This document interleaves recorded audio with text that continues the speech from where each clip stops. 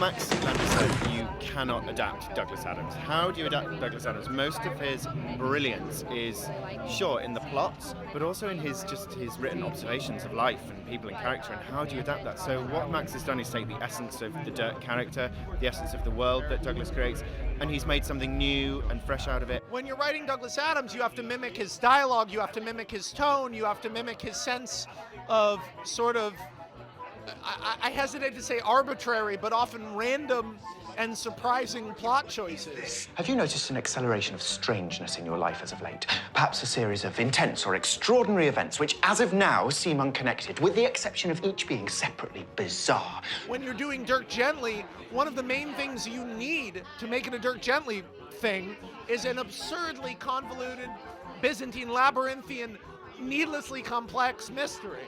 And coming up with that was a lot of fun, but once you have to explain it to other people, it is a challenge. It gets to be a challenge when you have to try to get everyone to wrap their brains around it. At first, it's gonna look like there are all these separate characters and plots and storylines which could each be their own show.